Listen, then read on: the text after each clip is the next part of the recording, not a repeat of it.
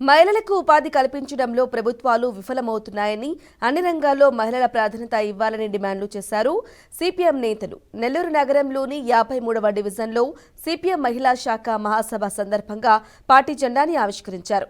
53, 54 డివిజన్ల పరిధిలో ప్రభుత్వ బ్యాంకు వెంటనే ఏర్పాటు చేయాలని, గాంధీ గిరిజన కాలనీ నుంచి వెంకటేశ్వరపురం వరకు అండర్ బ్రిడ్జిని ఏర్పాటు చేయాలని డిమాండ్ చేశారు. నగర కార్యదర్శి మస్తాన్ బి కత్తి పద్మ ప్రజా సంక్షేమమే ప్రధాన ఎజెండాగా తామంతా కలిసి పోరాటం చేస్తామని వెల్లడించారు.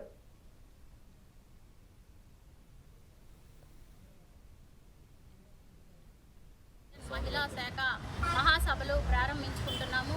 గత 3 సంవత్సరాలుగా ఈ స్థానికంగా ఉండేటువంటి మహిళల సమస్యల మీద కానివ్వండి, స్థానికంగా ఉండే ఎటువంటి సమస్యల మీదైనా ఈ మహిళా శాఖ అనేక పోరాటాలు నిర్వహించాము. ఈ వెంకటేశ్వరంలో అందరూ నిరుపేదలు నివసిస్తున్నారు. ఎక్కడ డ్రైనేజ్ అక్కడే, ఎక్కడ దోమల సమస్య అక్కడే ఉన్నాయి. అన్నిటి మీద ఈ మహిళా శాఖ స్థానికంగా ఉండేటువంటి వాళ్ళందరినీ కూడగట్టుకొని వివిధ రూపాల్లో పోరాటాలు నిర్వహించాము. ఇంకా రాబోయే 3 సంవత్సరాల్లో కూడా ఈ వెంకటేశ్వరాన్ని స్థానికంగా కానివ్వండి, అన్ని విధాలుగా ఎటువంటి అవసరాలు ఉన్నాయో కార్యాచరణని సిద్ధం చేసుకొని ఆ తీర్మానాలకు అనుగుణంగా నడుచుకుంటాము. ఇప్పుడు ఉన్నటువంటి 53వ డివిజన్లో స్థానికంగా అధిక సంఖ్యలో పొదుపు మహిళలు ఉన్నారు.